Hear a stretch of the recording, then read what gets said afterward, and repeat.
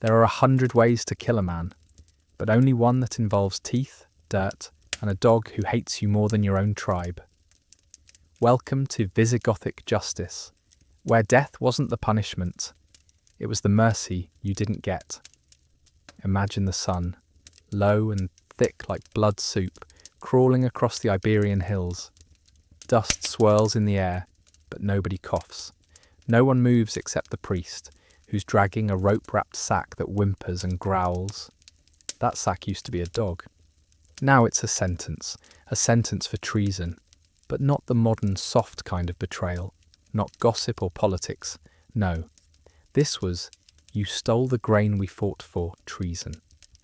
You opened the gate for Rome, treason. And the Visigoths didn't forgive. They exorcised, with earth and fangs. The village forms a circle without speaking. Circles are holy here, the shape of shields, the sun, and the eye sockets of skulls stripped clean by vultures. In the centre is a pit, not a grave. Graves are for the honoured. This is a cage with no bars, just soil, wet, packed and waiting. The condemned man stands beside it, shirtless, barefoot, and already shaking. Not from cold, from what's inside the pit. They say you can survive it if you're fast, if you're lucky, if the dog dies first. You're watching Hushed Historian, where truth whispers through time. If you enjoy what I dig up for you, subscribe so we don't lose our little historical connection. Thank you. The smell is a mix of fresh-turned clay, iron sweat, and dog breath gone sour from days without feeding. This isn't symbolic punishment. It's intimate. 2 bodies, 1 space, no exits. The ritual's called per canimultio, vengeance by dog. Not written in stone, but carved into memory by blood and screams. The idea was simple and cruel. Bury a man alive with an enraged, starved hound. Let nature decide who crawls out, if anyone does. Sometimes they used wolves, sometimes mastiffs, but always rabid. That was key. The infection added suspense. If the traitor survived, he'd still have madness chewing through his veins by nightfall. Rabies was not a disease to the Visigoths. It was a divine fever, the god's way of adding an encore to a punishment already too operatic for most stomachs. The dog is dropped in first. It lands with a snarl and a thud. Tail a whip, eyes 2 black needles. It hasn't eaten in days, but it knows what's next, and it's waiting, salivating, pacing the narrow trench like a priest before a sermon. The man's tied wrists are cut. He's pushed in, barefoot, no weapon, just prayers that no one answers. Dirt begins to fall. Not all at once, not fast, just enough to trap. Just enough to promise suffocation later, if the teeth don't come first. Children are told not to watch. So they do. Wide-eyed, silent, learning what happens when you sell out your own. Some say it's justice, others say it's theatre. But to the man clawing at fur and soil below, it's neither. It's punishment at the speed of pain. He screams once, maybe twice, then it's just growling. Bone hits bone, skin tears, earth moves. The pit shudders like something breathing inside it. Someone whispers a prayer. Not for the man, for the dog, that it finishes clean. But that wasn't even the worst part. The worst part was when the noises stopped too soon. The pit fell silent long before the dirt did, and everyone in the circle shifted, just slightly, the way people do when they're pretending not to feel fear crawl up the back of their teeth. Because silence in a punishment pit wasn't mercy. It was mystery. It meant the outcome wasn't clear. It meant someone might still be alive. And that, for the Visigoths, was the worst-case scenario. The punishment wasn't about death. Death was simple, clean. The punishment was about fear. It was about knowing that under a thin crust of soil, something might still be writhing, waiting, bitten or bitten back, either planning escape or too broken to move. The ritual only worked if the dog killed the traitor, or the traitor emerged mad and foaming, cursed by the gods through canine fangs. If neither happened, then you'd buried a question, and questions were dangerous, the priest muttered to himself, as the last clods were packed down. His hands trembled, not from age, he was 30, and carved like driftwood, but from uncertainty. He looked at the dirt like it might twitch. His torch crackled low. The evening sun dipped behind the black ridge of hills. Shadows spilled across the village like spilled ink, and nobody knew if the pit was full of peace or vengeance, waiting to exhale. The villagers left one by one, shoes crunching over gravel, eyes avoiding the mound. Nobody wanted to be last. Even the priest left the torch jammed into the ground, at the edge, like a placeholder for courage. Only the wind remained, whistling low, dry and itchy with the scent of dog sweat, iron and blood baked into the earth. You're probably wondering why they didn't check. Why not just dig it up and be sure? Because Visigoth law wasn't about sure. It was about spectacle. The rule said bury them with the dog and wait. But it didn't say how long. It didn't say what to do if silence came early. The ambiguity was intentional. If you created enough fear around betrayal, nobody would even whisper it. If your neighbour vanished and the pit never moved again, you told your children he died screaming. If he emerged 3 days later, filthy and foaming, you said the gods wanted him punished twice. Either way, loyalty was preserved. Through myth, through dirt, through dogs. By midnight, only one figure returned. Not a villager, a woman.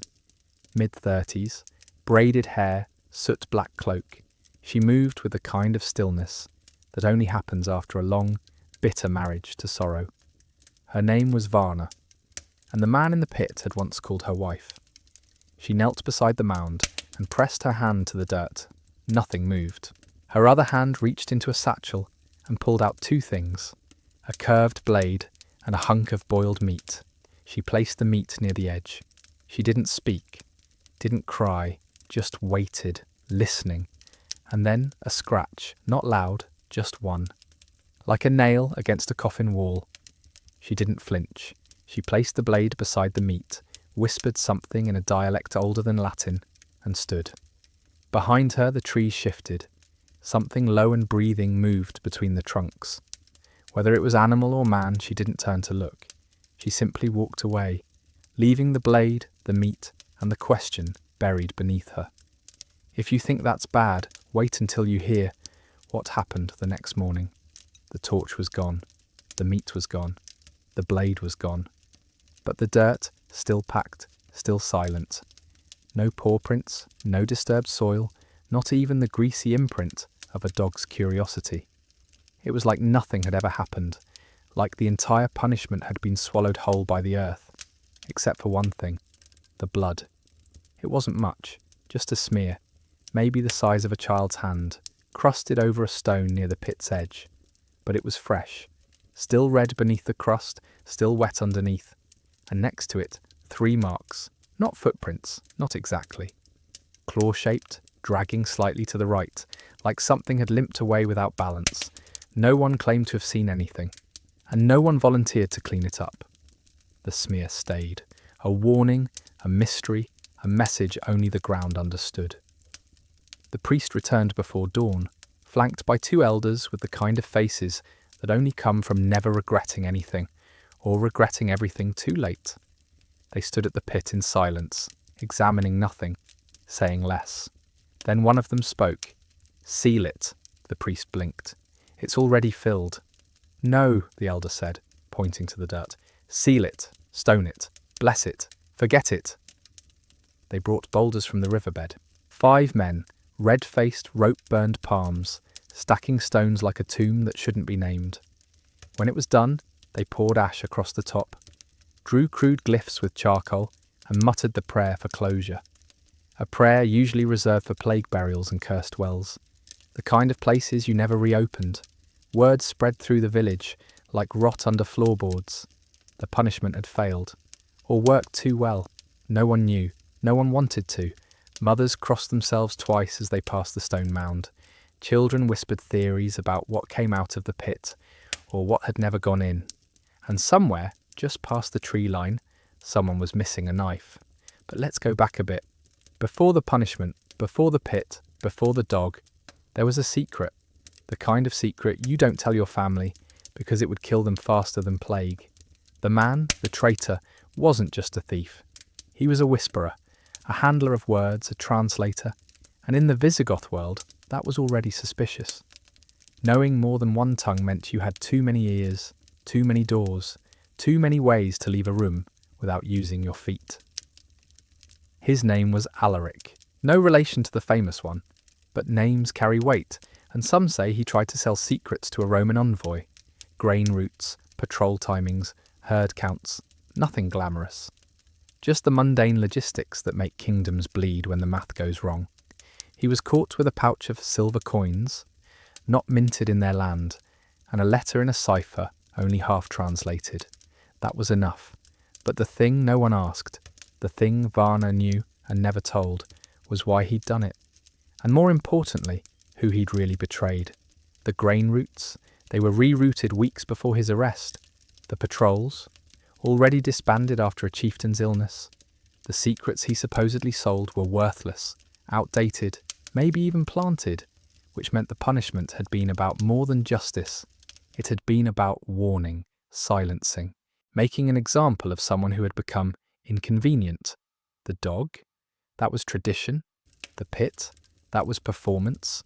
But the timing, just days before the spring caravan left for the southern pass, that was politics. Somebody needed Alaric gone, but not just gone. Disgraced, erased, buried with teeth, so no one would dig too deep. But something darker was coming, and it didn't have claws or foam or the excuse of madness. It had hands, plans, and a face everyone trusted. His name was Miro, village elder, former warrior, current dispenser of wisdom and salt-cured judgment. He had lived through 5 winters, 4 skirmishes, 3 famines, and 2 wives. People said he had the nose of a dog and the spine of a war spear, but what they didn't say, at least not out loud, was that he was also the one who ordered Alaric's execution. Technically, the village had a council, but technically, so did wolves. And in both cases, the loudest growl usually won. Miro had been growling louder than anyone for years. It was he who pushed the priest to prepare the pit, he who chose the dog, a mangy, half-blind brute named Otto that hadn't eaten in a week. It was Miro who read the letter found in Alaric's satchel and declared it treason before anyone else could squint at the ink. But why the rush? Why the pit? Why not a spear, a rope, a blade? Why a punishment used only once before in living memory, and only then because the condemned had poisoned an entire well? Because Miro wasn't chasing justice, he was burying leverage. Alaric had translated documents, yes, but not for the Romans. For Miro, trade pacts, land grants, debt ledgers, parchment trails that pointed to a quiet accumulation of favours, bribes, and quiet disappearances stretching back years. Things the villagers couldn't read, but Alaric could, and did. And according to Varna, his wife, his window into secrets he never said aloud, he had begun to write everything down. A ledger of lies. So when that letter appeared, when silver was discovered in a pouch he didn't own, it wasn't surprise that swept through the village. It was design. Miro framed the man who knew too much, and when the pit went silent too soon, it wasn't mercy that haunted Miro's sleep. It was the slim, awful possibility that Alaric had survived, because if he had, then Miro had made a terrible mistake. The next evening, someone found Otto, the dog. Dead, yes, but not torn apart, not bloodied, not chewed raw with panic and dirt in its gums. The hound lay in a shallow ditch behind the eastern ridge, stiff as frost, throat slit with surgical precision. One clean line, no mess, no frenzy, not the way an escaped prisoner would kill, the way a hunter would. Calm, efficient, intentional. The dog's body was buried quietly, without ceremony. That part wasn't strange, but the rope that had once tied it? Gone. The blade Varna had left? Gone. The meat unfound. What was found, however, was a symbol carved into the bark of a yew tree, near the dog's resting place. A circle with a single horizontal line through it. Not a tribal mark, not a religious one, but one used in certain border camps, a sign that meant debt uncollected. Miro saw it that night, just before sunset. His hand twitched, his jaw clenched, but he said nothing. just stared at the carving for a full minute, then turned and walked back into his home without speaking. That night, the wind changed. It blew from the east, rare for that time of year. It smelled like burnt fur, damp leather, and ash soaked in bile. People closed their shutters. Animals pressed close to walls. And in the pit, beneath the stone mound now marked with strange new scratches, something shifted. Only once, only softly, but enough. Enough that the priest woke screaming. Because in his dream, the stones had moved, and something had smiled. He wasn't prone to nightmares, not the priest. His name was Eden, and he'd seen enough horror for 2 lifetimes. Plague boils bursting like overripe fruit. Mothers trying to nurse stillborns back to life. And once, a man torn apart by his own sons during a famine vote. But this dream shook him. It wasn't just the image of the stones rolling back like eyes in a dying man's head. It was the smile, wide, inhuman, too many teeth, not all of them human. He didn't tell the elders. He didn't tell anyone. He just wrapped his hands in cloth, smeared ash across his eyelids, and started fasting. Because when a dream touches the mouth of the pit, it's not a dream. It's a message. And you don't answer a message like that with words. You answer it with silence, blood, and maybe, if you're lucky, distance. But distance wasn't an option. 3 days later, livestock started disappearing. Not dramatically, just gone. A sheep here, a goat there, all tethered, all vanished without dragging their ropes. No blood, no prints, no signs of struggle, the kind of clean that only meant 2 things. Either the gods were feeding themselves directly again, or something smarter had returned. Miro called a meeting. Of course he did. He stood on the same platform where he'd announced Alaric's execution. Same cloak, same smug gravity in his voice, the kind that tasted like rust and lies. The mountain wolves are bold this season, he declared. We must trap, burn, watch the children closely. No one argued, but no one looked convinced either. Wolves didn't take animals without leaving bones, and wolves didn't scratch symbols into trees. That same night, Varna returned to the pit. She didn't kneel this time. She brought no meat, no blade, only a torch and something wrapped in linen. She unwrapped it slowly, reverently. It was Alaric's writing, the ledger he'd hidden from Miro, inked in charcoal and blood, tucked beneath a loose floorboard in their hut. Names, dates, deals, every lie carved into the village's bones. She placed it on the stone mound, lit the torch, and whispered, "He was never yours." Then she burned it. The flames danced, the parchment curled and blackened, coughing smoke like secrets finally giving up. And beneath the stones, again, a sound. Faint, like exhaling, or laughter smothered by centuries. Varna didn't run. She stood until the fire died. Then she turned, and for the first time in weeks, she smiled. Because the dead might forget, but the buried, they remember. The next dawn, Miro's house stood open, the door swinging lazily in the breeze. No signs of forced entry. No screams in the night.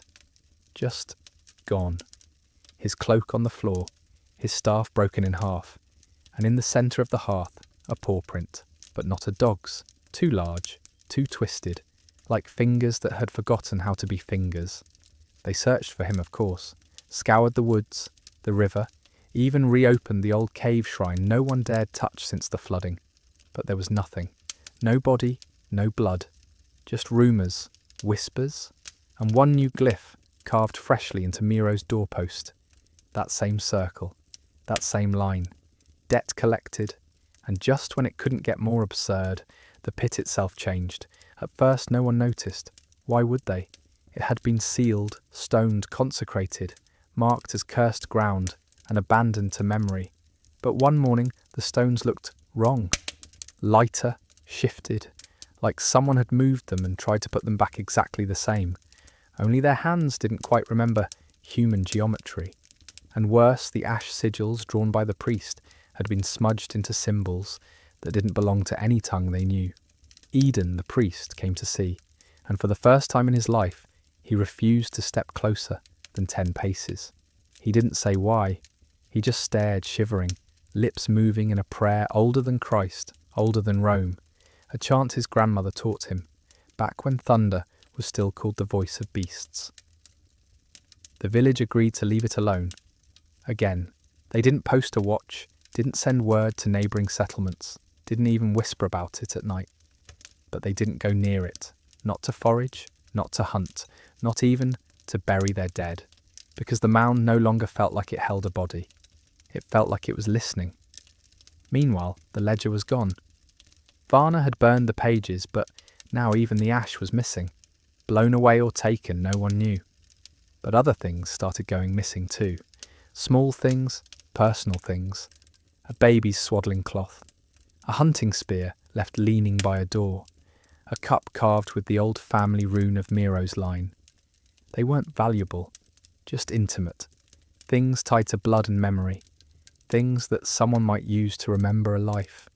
Or twist it. One afternoon, a child named Belin wandered too close to the stones. He didn't mean to. He was chasing a hare, barefoot, giddy with the kind of joy only 6-year-olds and fools are allowed to feel. He stopped just shy of the pit, looked down, smiled. When his mother found him, he was still smiling, but his eyes were wrong. Too dry, too wide, and he wouldn't speak. Not that day, not the next. Just held a piece of stone in his fist, flat, smooth, with a faint circle and line etched into the surface. He didn't let it go. Even in sleep, Varna took him in. No one else would. His parents begged her not to. Begged her to leave the boy to the gods. Said he was marked. She took him anyway. Cleaned his face, fed him goat milk with crushed sage, laid him beside the hearth, and waited. 3 nights later, the boy whispered something in his sleep. 3 words. He forgives nothing. Varna didn't blink, didn't cry, just nodded. Because of course he didn't.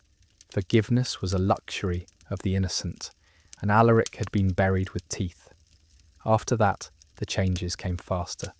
Fires went out without reason. Water turned sour in the wells. Birds stopped nesting in the trees near the pit. And at night, the wind began to carry a sound. Faint, rhythmic, unmistakable. Breathing. Not the fast, panicked gasps of the living. No, this was slow. Patient, ancient.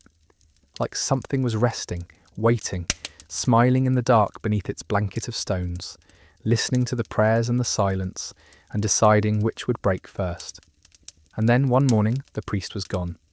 His sandals were by the chapel door. His prayer beads snapped in half beside the altar. No sign of struggle. Just one thing left in the middle of the chapel floor. His old burial torch, unlit, with fresh bite marks in the wood. And beneath it, burned into the stone tiles by something too hot to be human. A circle with a line. And let's be clear, this wasn't a haunting. This was a memory waking up. A village can survive curses. It can endure bad seasons, bad leaders, even bad omens, if it has enough grain and denial. But it cannot survive a memory that refuses to stay buried, especially when that memory knows your name, your sins, and where you sleep. After the priest vanished, something in the village cracked. The silence wasn't just fear anymore. It was ritual. A new kind of reverence. Doors stayed locked during dusk. Windows were smeared with charcoal and ash. Mothers whispered blessings over their children's teeth, as if the roots of molars could somehow anchor them to the living. And no one went near the pit, except Varna. She went back the following night, dragging behind her a small wooden sled. On it, salted meat, 2 jars of honey, a cracked wine vessel, and a dog skull wrapped in linen. Offerings, not for mercy. That ship had sailed and sunk with the priest's sandals. These were bribes, for time, for quiet, for a little more delay before the next shadow walked out of the past. She knelt by the mound again, this time without words. She placed each item carefully, respectfully, then added one more thing. The boy, Balin. Not as a sacrifice, as a messenger. He stood beside her, still silent, still clutching his inscribed stone. His eyes were wide but no longer frightened, just expectant. Like he was waiting for an answer to a question nobody had asked out loud. As they turned to go, something changed. The wind stopped. The air thickened. The torches at the edge of the village blinked, not flickered, blinked like eyes. And beneath the stones, something exhaled again. Not breath, not warmth, just presence, a vibration that passed through bones and memory alike, rattling ribs and regrets in equal measure. That night, 3 things happened in quick succession. First, the dog started howling. Not barking, not yelping, howling. Every dog in the village, even the old mutts with cloudy eyes and dying hips, raised their heads to the moon and screamed like the sky owed them blood. It lasted for hours, long after their throats bled, long after the villagers stuffed their ears with moss and prayers. Second, every candle in every home went out at once. No wind, no tremor, just darkness, deep, sudden, absolute, the kind that makes you forget what light felt like. And third, Miro returned. No one saw him arrive. One moment, the square was empty. The next, he was standing in the centre, barefoot, covered in dirt, smiling with cracked teeth and blood on his tongue. His eyes weren't his voice wasn't either. "They forgot me," he said, "but I remember them." He didn't shout, he didn't threaten. He just stood there, arms at his sides, and began to hum. A tune no one knew but somehow recognised. Something old, funeral rhythm, a lullaby for the damned. People tried to move, no one could, tried to speak, their throats locked. Only Varna stepped forward. Her voice was raw. "What did you become?" Miro smiled wider. "Not what? Who?" And then he collapsed, bones snapping like dry twigs, body convulsing as if trying to remember how it used to belong to him. Blood poured from his ears. His fingers curled inwards, forming that symbol again. Circle, line, and from his mouth, not breath, but a whisper. "He's almost done remembering." But that wasn't even the worst part. The worst part was what came next.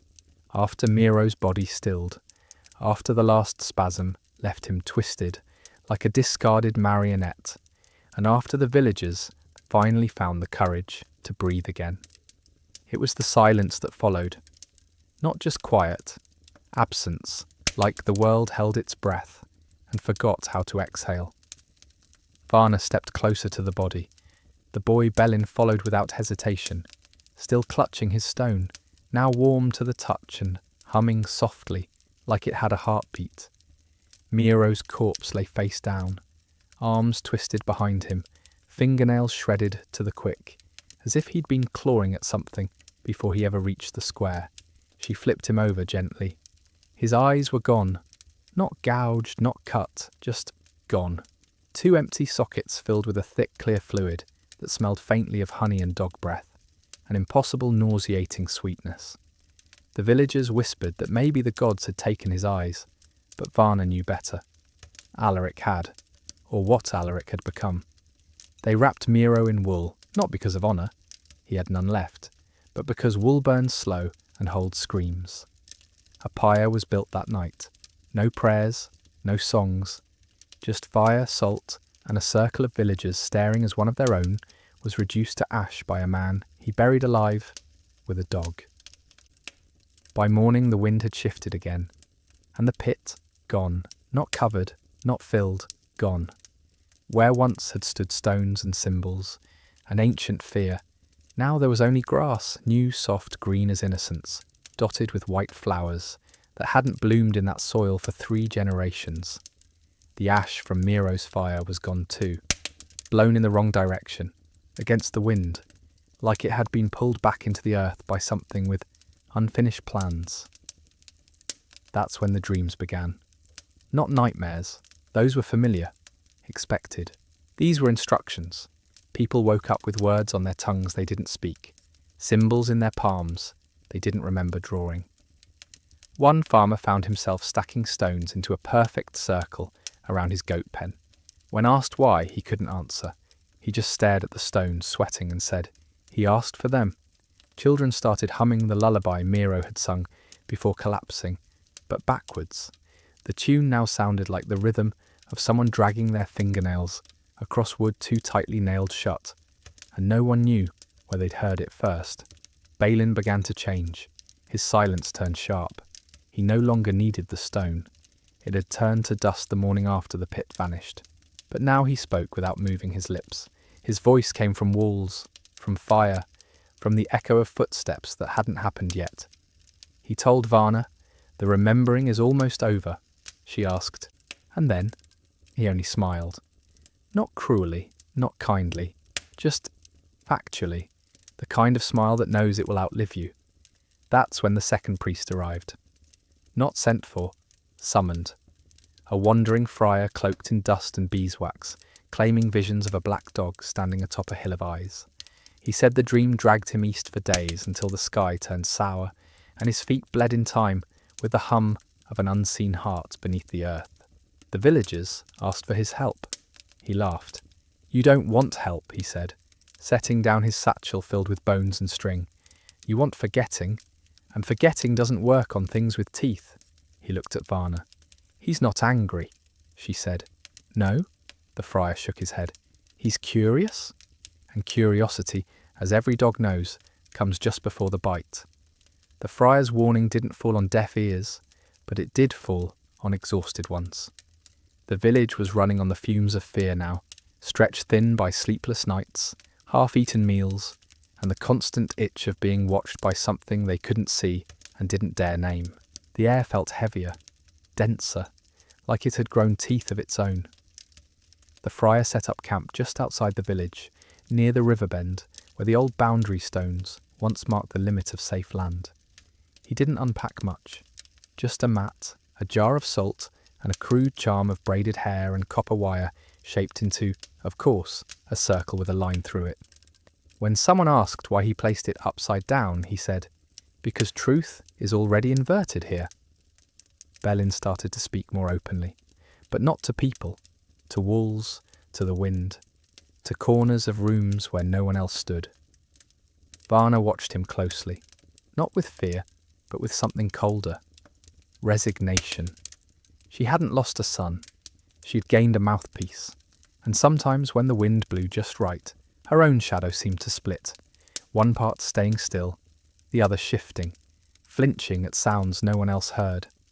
That's when the dogs began digging. All of them. At once, same night, same moment, each in a different direction, each with eyes rolled back and teeth clamped so tightly they bled at the gums. One dug beneath the blacksmith's forge, another beside the chapel, a third directly under the elder council's stone table. The youngest pup, barely weaned, scratched through the clay beneath Varna's hut and uncovered a rusted buckle. Alaric's. He had never worn it into the pit. She'd buried it years ago, when they were still married, after he'd fallen from a horse and shattered his ribs. She remembered the buckle because she'd made it, twisted from wire, etched with a crude A. It was his good luck charm, the one thing he begged her not to destroy after their last fight. Now here it was again, unearthed by a dog with eyes too wide and paws too raw. The friar examined it, turned it over once, sniffed it, said nothing, but that night he didn't sleep. He stood by his campfire, muttering in a dead language, drawing glyphs into the ash with his thumb, eyes darting like prey in tall grass. At dawn, he walked to the chapel ruins and hammered his charm into the doorframe, not as protection, as a signal. "He's mapping himself," he said. Varna frowned. "What does that mean?" The friar stared at her like she should already know. "He's remembering where he used to be, who put him there, what they said, what they did, the stories told about him, and the lies that replaced the truth. He's drawing the shape of betrayal in dirt and breath and bone." Balin stood nearby, silent again. The friar didn't look at him when he asked, "What's the last thing your father said before the pit closed?" Balin blinked. His mouth twitched, and then he spoke in a voice too deep, too old, too smooth. He said, "Make them remember, even if they die trying." And just like that, the charm on the chapel door split in half, without being touched. Because it turns out memory doesn't just haunt, it hunts. The village began to unravel slowly, like a thread tugged from the hem of a burial shroud. People stopped speaking in full sentences. They whispered, half thoughts, fragments, like if they said something too clearly, it would be heard by more than just their neighbours. And they weren't wrong. The friar's charm breaking was the last straw for the old ones. The few remaining elders gathered in secret, burning resin and bay leaves, muttering every prayer they knew, pagan, Christian, even the ones from the border tribes with no gods at all. But their circle was missing something crucial: unity. Miro was dead. The priest was gone. And now their last hope smelled like beeswax and fear. That night, the river dried. Not fully, just a section of it. Right near the friar's camp. He didn't move. He didn't even blink when they came to accuse him of inviting him back. He just pointed at the cracked riverbed and said, "That wasn't me. That was him opening his throat." The villagers didn't understand. Varna did, because Alaric used to sing by the river. Before the betrayal, before the pit. He said the sound of water helped him forget the faces of men he couldn't trust. Now the water was gone, as if he didn't need it anymore, as if remembering no longer required comfort. The dogs howled again. This time, they circled the chapel ruins and began digging straight down, not frantically, deliberately, with purpose. By dawn, they'd uncovered stone, flat, dark, inscribed with names, all dead, all buried in years when the record keepers were missing. Names of people thought lost to illness, war, or simple misfortune. The friar ran his hand over the stone. These weren't victims, he said. These were offerings. Varna narrowed her eyes. To whom? He stared at her, and for the first time since arriving, looked uncertain. To whatever we forgot when we started pretending dirt was just dirt. Belin touched the stone next. He didn't say anything, but the wind picked up. It carried with it a new smell. Burnt hair, old ink, and something like wet copper. Blood memory. The kind of scent that doesn't come from the nose, but from the bone. At midday, the sky darkened. No clouds, just dimming. Like someone had pinched the sun between two fingers and was slowly twisting it out. Shadows grew long and crooked. People stayed indoors, clutching charms and whispering names they hadn't said since childhood. And then it happened. The ground cracked open, not wide, not violently, just a hairline split right through the centre of the village square. Silent, subtle, and from within it, a single growl. Not canine, not human, something caught in between, like a throat that had tried too long to speak in someone else's voice and was now remembering its own. The villagers fled, scattered like dry leaves, but Varna stood her ground. She reached into her satchel, pulled out the only relic she had left, a shard of Alaric's belt buckle, and dropped it into the crack. It vanished without a sound. Then came the whisper, curling up from the fissure like smoke with weight. One more. Varna didn't ask what it meant. She already knew. But so did someone else. Because that night, a new name was carved into the stone slab the dogs had unearthed. And it was hers. So now the question wasn't who he remembered. It was how many he planned to take with him. The village began counting itself differently after that. Not by age or trade or bloodline, but by guilt. Who had voted for the punishment? Who had cast the stone into the pit? Who had looked away when Alaric screamed, when the dogs snarled, when the dirt fell? People claimed they'd been absent that day. Others claimed they never believed he was guilty. A few swore they'd tried to stop it, that they'd argued, begged, wept, but no one remembered hearing them do it. And memory, now more than ever, was currency. And debt. Varna didn't sleep. She sat by the hearth with Balin beside her, the child no longer speaking in riddles or prophecy but sitting quietly, drawing spirals in the ashes with his finger. He hummed under his breath, the lullaby again, slower now, like it had become a funeral march no one wanted to follow but couldn't ignore. The friar stopped praying. His voice cracked the night before the sky dimmed permanently. He said the words had stopped working, not just for him, for everything. The water no longer boiled, bread didn't rise, salt stopped preserving meat, as if the world itself was forgetting how to function under the weight of one man's buried fury. At dawn, the dogs vanished, every last one. Collars found dropped at doorsteps, bowls untouched, scratches on doors that didn't lead out. They led in. The kind of marks made by something trying to return to its source. They didn't howl. They didn't fight. They simply left. As if dismissed. Mission complete. And in their place the silence returned. But this time it had a sound, a pulse, low, rhythmic, a beat beneath the feet of every man, woman and child. Like a heartbeat buried in the soil, or footsteps coming closer from under the floorboards of the earth, one every few hours, then every hour, then every few minutes. He wasn't just remembering anymore. He was moving. The friar packed his satchel. He didn't say goodbye. He simply carved one last charm, a circle, no line, just a crack down the middle, and placed it in Varna's hand. He doesn't want revenge, he said. He wants truth, and truth is never clean. Then he walked into the forest, and didn't return. That night, Varna sat with Belin and opened the ledger she had once burned. The same one, intact, pages whole, ink fresh, but not in her handwriting. It was Alaric's, and it didn't just contain names and transactions anymore. It had descriptions, moments, quotes, secrets, the villagers' worst sins preserved like dried meat, exact, detailed, cruel, and beside each one, a symbol, a mark, a glyph. Some were crossed out, others weren't. She found her name, and beside it, one word written 3 times over. Witness, not guilty, not innocent, witness.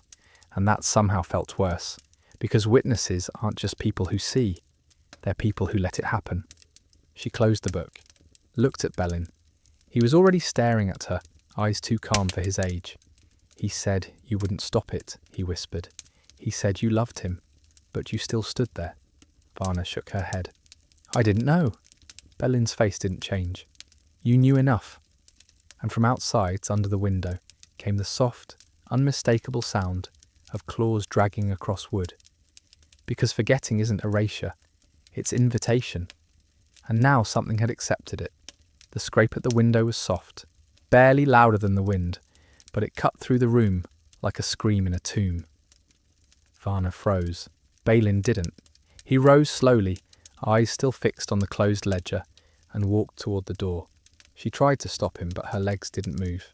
Her body had gone cold in increments, like each heartbeat was one step further into a snowbank she couldn't see.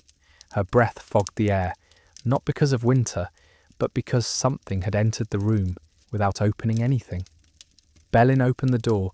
Nothing stood there, but the threshold smelled like fur, wet, rancid, old, a butcher's rag left too long in the sun, and beneath that, the sickly sweetness again. Honey and bile, the perfume of memory refusing to rot. He stepped outside. Varna followed. She didn't remember choosing to. Her limbs simply obeyed a rhythm she no longer controlled. Outside, the village was still, not asleep, watching. Curtains twitched, eyes peeked. No one spoke, not even the night birds. Balin walked to the square, to the crack that had opened days before, now widened into a jagged grin across the ground. The grass around it had blackened, the flowers gone. The stone unearthed by the dogs was now split clean down the middle, bleeding sap that looked too dark, too slow to be from any tree. And above it, suspended in the air like a breath no one dared exhale, was a figure. It wasn't a body, not exactly, but it had arms, a mouth, something that might once have been eyes, and around its neck, a dog's collar. Alaric's old hunting beasts, Autos, the one that was never recovered, the one with the tag Varna had carved with her own hand. It hovered, not by magic, by memory, because everything beneath it, the ground, the trees, even the wind, bent towards it. Like a centre of gravity made from guilt and time. Varna stepped forward. The figure turned, and it smiled, Alaric's smile, but wider, hungrier, not cruel, not vengeful, just complete. She reached for Balin. He raised a hand, not to stop her, to point. Behind her the village had gathered, every soul, some barefoot, some half-dressed, some crying, but none speaking. drawn forward by the same pulse that had cracked the sky's colour and silenced the wells. All facing the pit, all waiting. The figure floated lower, and then it spoke, but not with words, with names, not aloud, inside. Every villager heard their own name whispered directly into the back of their mind, like a kiss or a brand, and then after each name, the sound of their own voice answering. Not in denial, not in defence, but with the truth, a truth they hadn't told even themselves. One woman fell to her knees, sobbing. Another tore at her shirt. An old man screamed and tried to run, but his legs locked. Children clutched their parents and whispered things they could never have known. Varna stood shaking. She heard her name. Then the memory. She'd voted yes. She'd thrown a stone. Not out of anger, not out of fear, out of relief. Because if Alaric died, so did the secret between them. The one that said she was complicit. That she'd let him translate those ledgers for Miro. That she'd told him not to hide them. Because she still believed in justice back then. Because she was naive. Because she loved the idea of truth more than the man himself. And the figure saw it all. Then it whispered the name Balin, and every torch in the village guttered. Because some truths are so sharp, even fire can't hold its shape after hearing them.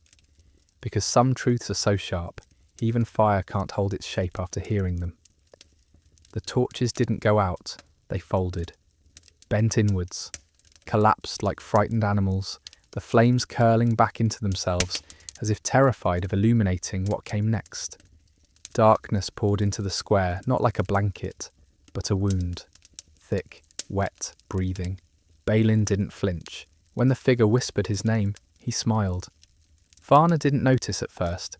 Her ears were ringing, her knees locked, her vision pulsed in and out, the world reduced to black shapes and white panic. But when she finally turned toward her son, what she saw wasn't fear or confusion, it was recognition. Balin wasn't surprised, because he had known. All along, the village watched as he stepped toward the floating figure. Step by step, barefoot across the cracked stones, now slick with dew that smelled like spoiled milk and scorched leather. No one moved to stop him. Couldn't. Their limbs betrayed them. Their mouths refused to open. The only sound was Belin's breath and the soft hum from the thing above the earth, a hum that now echoed in bones, not ears. When he reached it, the figure lowered, gently, until its forehead touched his, and then they switched. No ceremony, no scream, no flash, just one blink. In one blink, the figure was gone. And Balin was not. He turned slowly, looked at the crowd. His eyes had changed, not just colour but depth. No child had ever held eyes like that. They weren't ancient, they were eternal. Black-ringed, glinting with something like tears but sharper. He tilted his head and smiled Alaric's smile.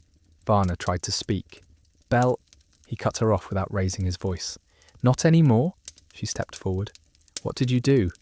The thing inside her son tilted its head again, now curious, now mildly amused. I remembered. Then he reached into his shirt and pulled out something impossible. A length of rope, frayed, blood-stained, faint bite marks on the weave.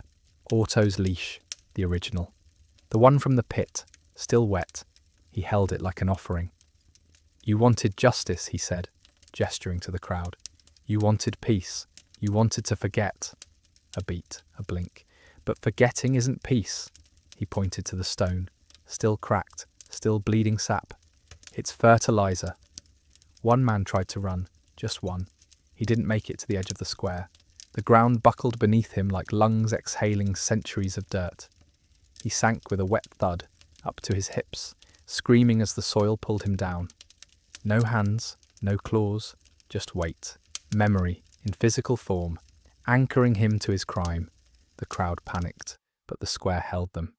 Their feet wouldn't lift, their screams wouldn't rise. It was as if the very act of remembering pinned them to the earth, guilt given gravity. Varna fell to her knees. You were supposed to be safe, she whispered. The boy, the thing in his skin, knelt in front of her, touched her cheek. I was, he said gently, until you watched. That last word cracked something in her skull. Not literally, Worse, she remembered. Everything. The second vote, the council chamber, her silence. She'd had the final say. Her voice was the one that made the sentence law. She collapsed. He stood. And the village began to hum, not in fear, but in synchronicity. Each voice carrying a note of the old lullaby, now reversed, inverted, fed through the throat of something that remembered what betrayal tasted like. And Alaric, or whatever he had become, began to walk, slowly, calmly, toward the chapel ruins, his fingers trailing behind him in the dirt, writing letters none could read, but all could feel. Because guilt has a texture, and now it wore shoes. The chapel ruins weren't far, just past the old willow tree where the last wedding had been held, back when people still believed in new beginnings. Now its branches hung low like a mourner's veil, trembling as if the bark remembered every lie whispered beneath its shade. The stone path crunched underfoot, not with gravel, but something softer, older, teeth, tiny, human, childlike. No one dared follow Alaric, or the thing that walked in his memory's skin, but their bodies leaned forward involuntarily. Pulled by the gravity of consequence, it was like watching a flood move through a town that never learned how to build walls. They knew it was coming. They chose to stay. He reached the chapel door, or what was left of it. Ash marked where prayers used to live. The frame still bore the friar's broken charm, circle cracked, now twitching in the wind like it was trying to mend itself. Alaric touched it with one finger. It turned to salt, and then blew away. Inside, the chapel was colder than the air outside. Not chill, cold, deep and ancient and wet, like the temperature of betrayal carved into bone. The walls, once painted with saints, now wept lines of red mould, not blood, not paint, but something worse, recognition. Each streak resembled a name, a face, a scream. He stepped onto the altar, dragging the leash behind him. It left a stain, not from liquid, but from memory. People outside clutched their chests. Some dropped to their knees, others vomited. A few began to confess, not to priests, not to gods, but to the air, to the dirt, to whatever now recorded their sins like an archivist made of hunger. Varna didn't move. She couldn't. She stared straight at the chapel, watching him ascend what used to be holy. Her mind throbbed. Each beat echoed with witness, until her ears rang with it, until even blinking hurt. Inside the chapel he spoke. No one heard it with their ears. They felt it. Memory is the first god. Silence. Then louder, not in volume, but in weight. And you tried to kill it. With that, he dropped the leash onto the altar, and the ground opened. Not cracked, not split. Opened, like a mouth. From beneath the pit returned. Only it wasn't a pit anymore. It was a throat, layered with stone teeth, wet air, the smell of copper and time. It pulsed, once, then again, then breathed in, and the village shuddered, because it hadn't just opened near the altar. The crack that began there shot through the floor, under the square, beneath every home, crawling like roots through their beds, under their chairs, into their cribs. And wherever it passed, truth rose like steam from the floorboards. People began to scream, not in pain, in confession. Secrets long buried clawed out of their mouths. Lies burst into flame as soon as they were spoken. One man shrieked his adultery into the night, and his tongue blackened. A woman sobbed the name of the child she'd abandoned during famine, and the walls of her house began to melt. But no one stopped, because no one could. Confession wasn't choice now.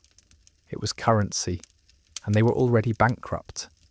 Varna fell to her knees, blood at her ears, mouth dry. She looked up at the chapel, saw him still standing, not smiling anymore, just waiting. One more step, one more word, and something would come through, something worse than memory, because vengeance remembers its own birth. And tonight it was coming home. The chapel's altar cracked beneath the weight of the leash, not from its mass, it had none, but from the pressure of the act. Alaric didn't have to speak again. The air itself had become language, Every breath was a statement, every gust a sentence, and with each one the pit widened. Not just the one under the altar, every pit, every crack, every forgotten grave. They blossomed open across the village, like mouths in a sermon, each ready to swallow its own lie, whole. And the people who had walked this place, in flesh and silence for decades, they were finally being heard.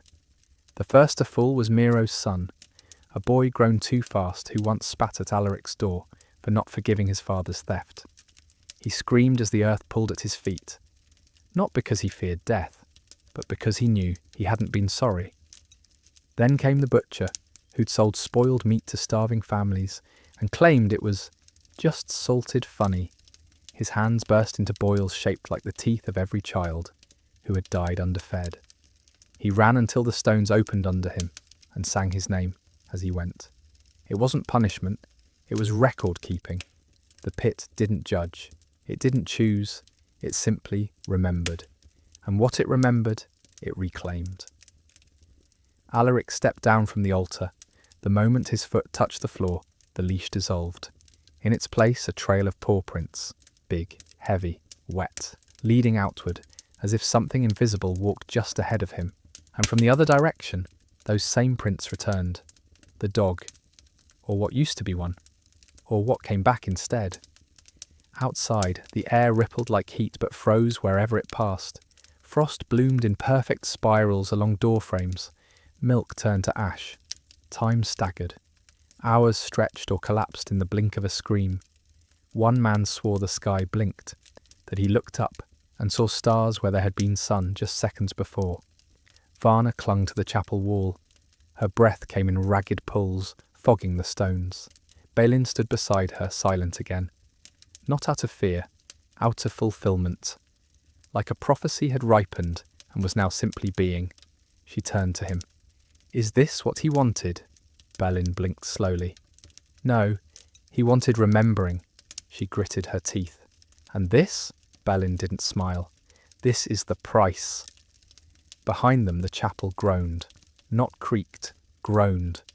Like it was being forced to remember its own construction. The hands that placed the stones. The promises made under its roof. The lies told in its name. One by one, each part of it surrendered to the memory of its origin, and cracked. And that's when they heard it.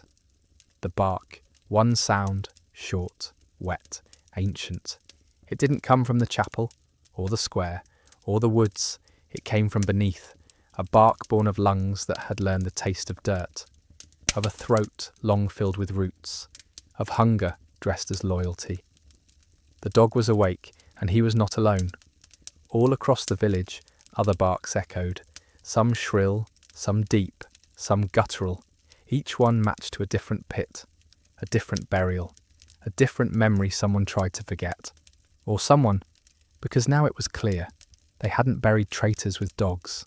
They'd buried them with company, and the company hadn't liked being forgotten. The sound of barking didn't fade, it multiplied, it reverberated, it filled the empty spaces between homes, curled under doorframes, seeped into mouths too scared to close. It was no longer just noise, it was language, and everyone understood it, even if they couldn't say how.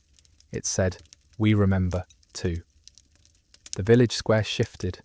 The dirt churned in slow spirals, as if stirred by something deep below, something with paws instead of hands and breath that could curdle butter from 50 paces. The ground became spongy, damp with sweat and marrow and decades of cowardice. No one dared to move. Then one pit near the edge of the square erupted. Not a collapse, an emergence. Out crawled something that used to be a dog. Its fur hung in strips like curtains of dried meat. Its eyes had no whites, only glistening pits that reflected not light, but memory. Each person who looked into them saw their own worst moment, their most selfish choice, staring back. It didn't bark, it didn't growl, it simply stood. And beside it came the second, then the third. By the sixth, the villagers stopped counting. They poured from the opened earth in total silence, their limbs jerking like puppets, their movements slow, deliberate. Some walked on 3 legs. Some had extra mouths where ears should have been. One wore the noose it died in as a collar, and from it hung tags carved not with names but dates, death anniversaries, digits etched by teeth. They didn't attack, they waited. Alaric walked among them. He didn't speak, he didn't command, he joined. And when he placed one hand on the neck of the first beast, the one with skin like twisted leather, the rest lowered themselves to the ground, pressing bellies to dirt like worshippers. Varna's legs finally gave. She collapsed onto the steps of the chapel. Chest heaving, heart hammering so loud, she feared it might summon her own personal ghost. She looked at Balin again, no longer a boy, not really, and saw something she hadn't dared imagine. Pride, not just in Alaric, in himself, in the fact that he'd remembered before everyone else, that he'd carried the story like a curse and a gift, that he had been the vessel, not for wrath, but for record. Why now, she croaked. Why wait all these years? Balin tilted his head. So it would matter. She didn't understand, not fully, not until the rest began to emerge. Not dogs, people, bodies half preserved by rage, bones wrapped in memory like parchment. One by one, they climbed from pits hidden beneath the homes they once lived in, or died near, or were dragged toward when someone decided justice meant screaming under soil with fangs at your feet. Not all of them were traitors. Some were mistakes, some were sacrifices, some were just inconvenient truths with faces. Now they stood, hundreds of them, each one missing something different, a hand, a tongue, a name, and yet they looked whole, because the village itself had never truly let them go. They had just been filed away. Your dead don't forget, Balin said softly. They just rehearse. Varna looked at him, her eyes glassy. For what? He turned toward the chapel, toward Alaric, toward the congregation of beasts and bones and burdens. For when they're finally allowed to speak. And with that, the first of the buried opened its mouth, not to scream, to tell. And the stories it had were not short. Because history, once unearthed, does not beg to be buried again. The dead did not moan, they narrated. Their voices were dry, papery, cracked like old scrolls soaked in vinegar. But each syllable was precise, sharpened by years of silence and pressure. And what they spoke wasn't horror. It was accounting, itemised guilt, memory ledgers, the minute details of betrayal too boring for legends, but too true to ignore. I died for stealing grain I never took. My child was blamed so Miro's cousin could keep his land. They said I consorted with demons because I wouldn't marry him.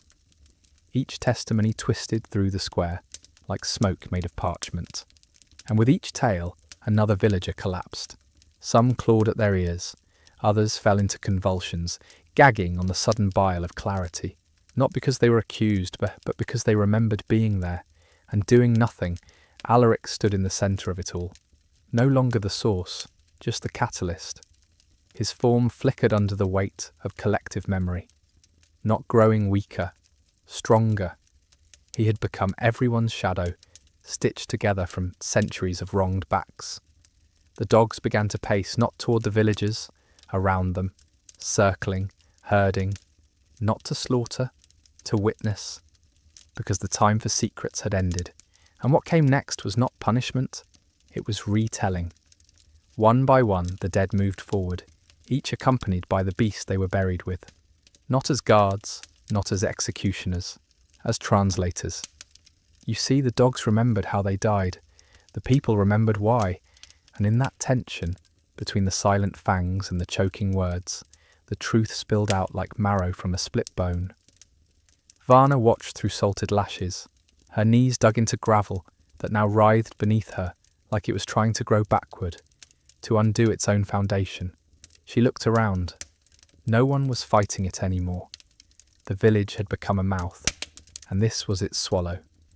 Balin sat beside her now, no longer speaking, just listening, absorbing, and for the first time she truly saw him, not as her child, not as Alaric's legacy, but as something worse and holier, the future's historian.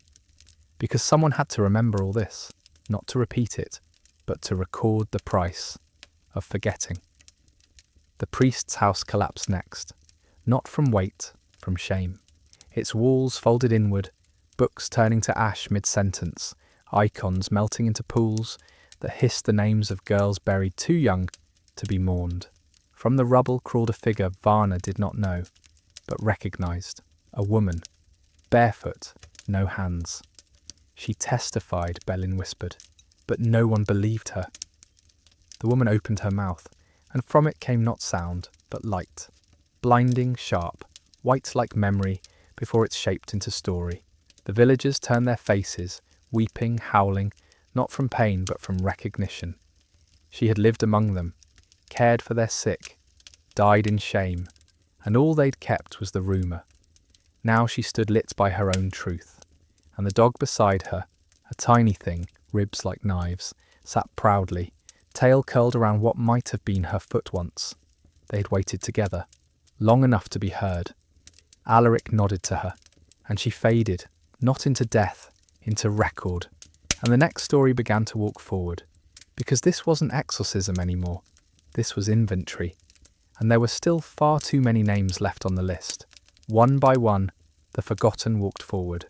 Not all of them were grotesque. Some still wore the shapes they had in life, but their eyes had changed. Gone were the whites, replaced with shimmering reflections of their final moments. Every blink became a flicker of their death, a knife's edge, a fire's start, a noose's sway. The villagers looked away, but the dead didn't allow that. When you were being remembered, you demanded to be seen. A girl with burned feet approached the baker. She had once stolen a single loaf, during winter, during famine, and he'd broken every toe with a hammer before handing her to the elders for punishment. The record said she died of exposure. Now she stood, holding that same burnt crust like an offering, or a curse. The baker collapsed sobbing, muttering that he didn't remember her name, that she was just another face, that the grain had been low, that he was afraid. The girl nodded, and her mouth opened sideways. From within came not a scream, but the sound of a crowd, chanting, spitting, laughing, the very noise that killed her before frost did. She held it in her mouth like a melody, then let it spill over the square, drowning every excuse. The crowd began to shrink, not in number, in posture. People hunched, curled inward, as if their spines remembered the lies they told, and were now folding to carry them. Even the buildings drooped, roofs sagging, doors warping under the weight of truths they'd hidden behind. Alaric moved again. With each step he took, the ground hardened, became smooth, not stone, not earth, glass, and beneath that glass images flickered. Scenes, memories, the moment of each betrayal, exactly as it happened. Not rumour, not version, truth. A man tried to cover one with his cloak. It burst into flames. Varna didn't speak. Her hands were shaking too hard to wipe the blood from her ears. Her eyes stung with the salt of memory. She looked to Balin again, and he met her gaze with something old and weary and utterly alien. "You still think this is about revenge?" he asked. She didn't answer. He pointed to the dead, to the dogs, to the flickering truth beneath their feet. This is what justice looks like after everyone stops pretending it's fair. The sky groaned, not thunder, the groan of weight, of too many stories trying to leave the same mouth at once. The air pulsed with grief so dense it could be tasted, iron, ash and rot. Then came the next witness, a man no one recognised, but his dog did. It ran straight to the butcher's house. Inside, a scream, then silence. The man turned his head. Half of it was missing, a wound too clean to be from war, too wide for an axe, but he smiled, because he remembered why it happened. And now everyone else would too. The chapel bells began to ring, slowly, without rope, without hands, the sound warping, metal groaning under spectral tension. It didn't sound like a call to prayer, it sounded like a warning. And then came the final chorus. All the dead together spoke not in words but in names, a litany, a recitation, each syllable a stone dropped into a well of shame that had never dried. They weren't angry, they were complete, because justice for the forgotten is not flame or sword. It's the right to speak without being doubted, and they were only halfway through the list. Names poured from mouths that no longer held lungs. They rang from jaws stitched with moss, from teeth blackened by decades of mud. The wind didn't carry these names. It fled from them. There was no safe breeze left, only a vacuum pulling memory out from every hidden place, every lie sewn into the seams of marriages, treaties, baptisms, and songs. Varna gripped the chapel stones, her nails cracked, blood mixing with dust that now pulsed like it had a heartbeat of its own. Her body shook not from cold, but from remorse given temperature. Guilt had gone physical, blistering beneath her skin like she'd swallowed the sun of someone else's grief. Another figure rose, a boy this time, thin, pale, rope burns around his throat. His feet dangled as he floated, not from ghostliness, but because no one had ever let him stand. He pointed at the council steps, and the councilman who once signed his sentence for a crime whispered into the ears of justice by a jealous rival began to weep. "I was told you'd defiled her," he gasped, clutching his chest, heart hammering with truths finally heard. The boy didn't blink, just floated closer. "I told you I hadn't," he whispered, "and you said it didn't matter."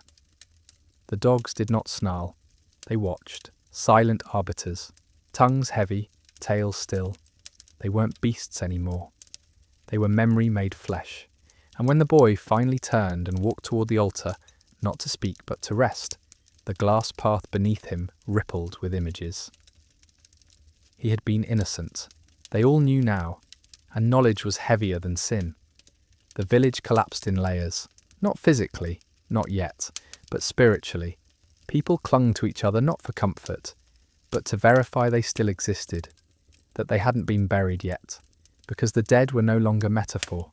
They were majority, and they were speaking louder now. Alaric hadn't moved in some time. He didn't need to. He stood beside the open pit at the centre of the chapel, where the leash had once dissolved, and watched the entire world remember itself to death. It was Belin who finally broke the rhythm. He stood, stepped into the square. The earth parted for him, not out of fear, but respect. Like even the soil understood what he'd carried in silence. He raised both hands. The names stopped. Even the dead paused. And then he spoke. Not a sermon, not a curse, a question. "What happens," he asked softly, "when everyone remembers?" The silence that followed was alive. No wind, no breath, just awareness. Then Varna, on her knees, bleeding, shaking, whispered back, "We become the ones who deserve to be forgotten." That landed like a blade, because even Alaric flinched. Balin lowered his hands. The dead bowed their heads, and the sky, so long held still in bruise-coloured tension, finally moved. Not cleared, not lightened. It shifted, like a curtain being pulled back on a second stage. One not of judgment, but decision. A reckoning, not of the past, of what to do with it. The pits didn't close. The names weren't erased, but something in the air changed, weight redistributed, and every villager knew what that meant. The stories weren't done, but now they were next. Because once history finishes listing its forgotten, it always turns to the ones who forgot. The air had become too thick to breathe, or maybe it wasn't air anymore. Maybe it was memory, ground into particulate, floating just above the villagers' heads, waiting to be inhaled. Every breath tasted like iron and incense, like funeral cloth dipped in wine gone sour. They couldn't cry anymore. Tears had dried up. Regret had eaten their water. The dead stood still now, not retreating, not advancing, simply waiting for the next part of the ritual, the living. No one gave orders. There were no priests left, no scribes, no elders brave enough to shape the moments with language. It was Balin who stepped forward first. His small bare feet pressed the soil flat, and the earth didn't swallow him, because he walked with nothing left to confess. And somehow, everyone knew it. He stopped before the pit, looked down, and spoke. "Memory is not mercy," he said. "It's responsibility. We inherit it when we live through it, or beside it." Behind him the villagers trembled. Some sank to their knees. Others dropped their heads to the ground, like worshippers, though no god stood among them. Only ghosts who remembered what gods forgot. Varna staggered forward, her hands bloodied, fingers trembling, voice broken, but she stood next to her son, her truth incarnate, and raised her chin. "My name is Varna," she said, "and I voted for silence."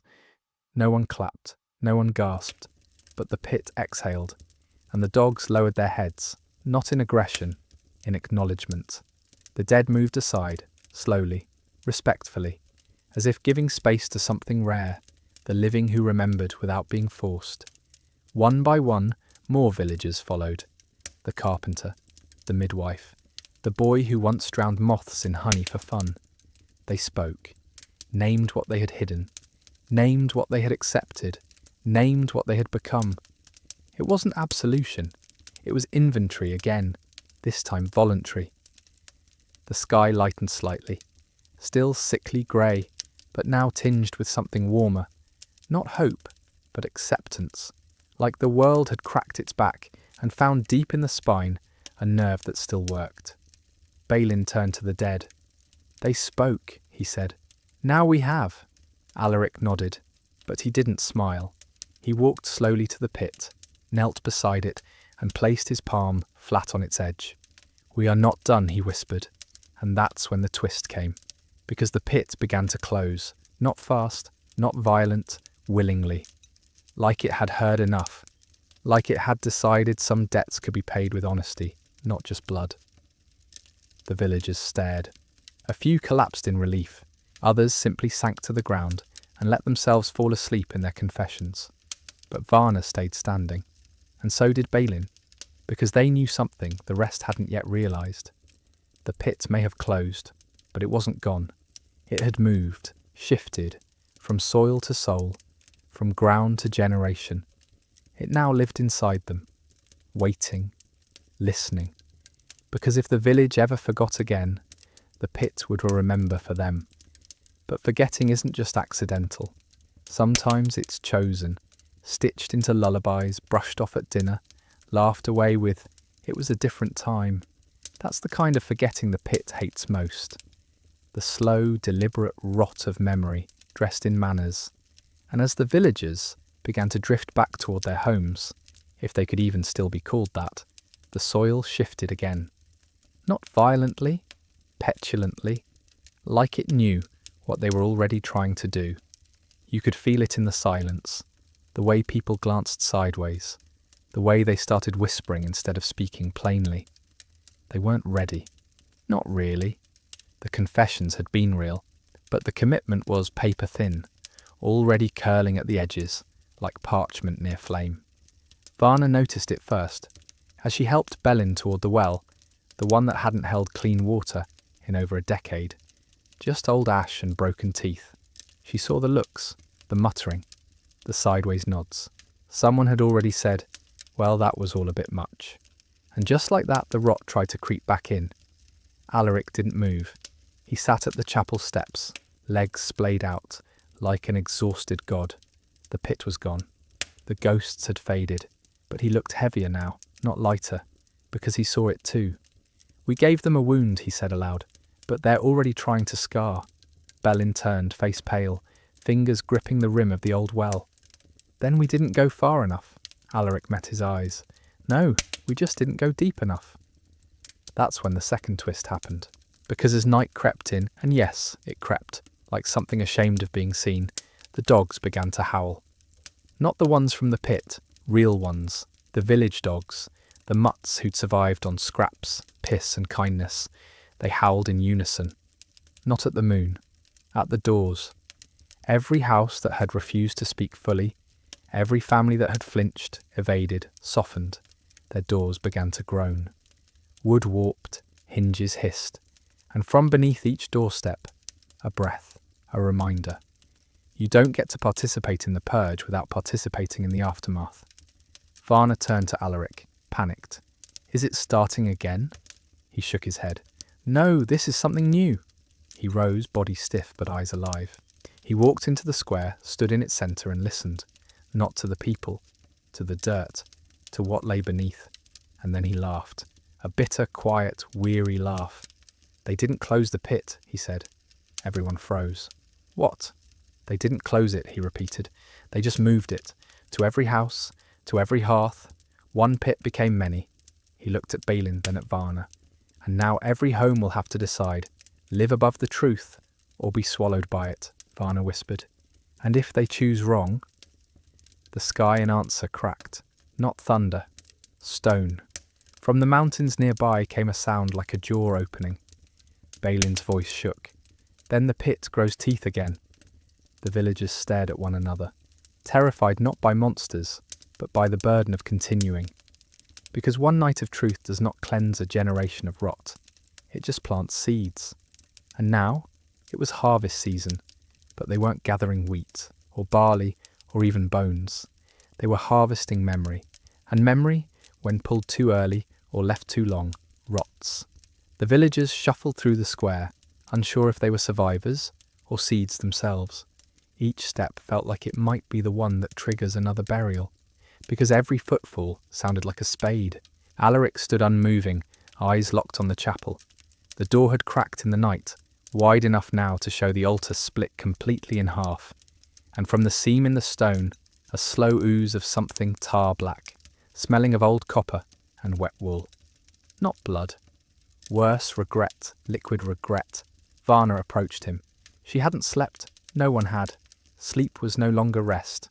It was rehearsal for being buried again. She watched the tar writhe on the floor like it was trying to spell names. "Is that the pit coming back?" she asked. "No," said Alaric. "That's the part we never dug." She stared. "There's more?" He nodded. "Every story has its roots, and roots grow down. We've only cleared the surface. Now comes the real burial, digging through why we forgot. Not what, not who, but why." Before she could respond, the chapel moaned. It was not a sound of collapse. It was a warning. A whisper dragged across stone. The ooze recoiled slightly, and in its place rose something worse. A book. Leather-bound, fastened shut with chains not made of iron, but hair. Long. Human. Still clinging to scalp. The book hovered. Slightly. Just an inch. Like it didn't need permission anymore. And then it opened. Pages flipped without wind. No hands touched it. But each page showed a name. Then an act. Then the lie that had covered it. And finally, the consequence that never came. It read like an invoice from hell. Balin stepped forward, his face ash-pale. "This is the part they buried before the pit." He looked up. "This is what gave birth to it." And just like that, the second great twist landed. Because as the book opened, so did their mouths. Not the villagers, the dogs. They began to speak. Not bark, speak. In voices no one had heard in decades. Voices of the buried. But this time, not to accuse, to explain. The reasons they were betrayed. The fears behind the scapegoats. The twisted logic of cowardice. The currency of survival.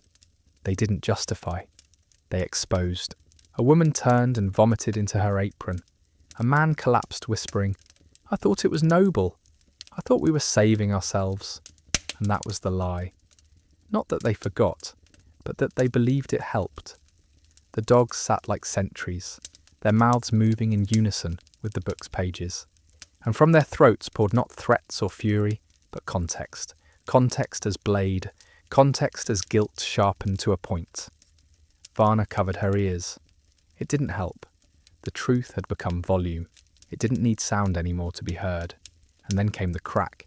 Not in the sky, not the earth. The villagers. One woman screamed and charged the book, arms flailing, teeth bared like a feral thing.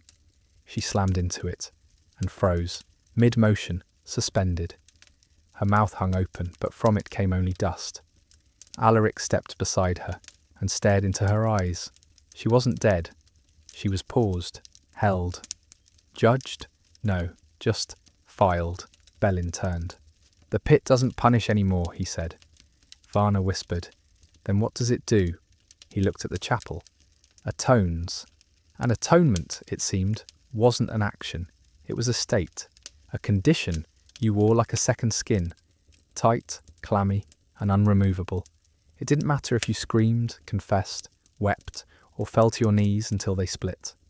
Atonement was not about what you did after the damage. It was about how long you were willing to hold it. The woman who lunged at the book remained frozen mid-scream. Her body shimmered slightly now, like candlelight behind a thin veil.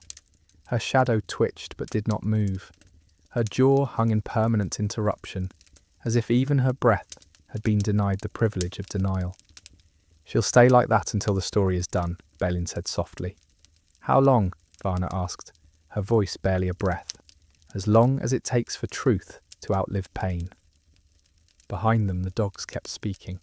Their tongues moved with unnatural rhythm, matching the flip of the book's pages.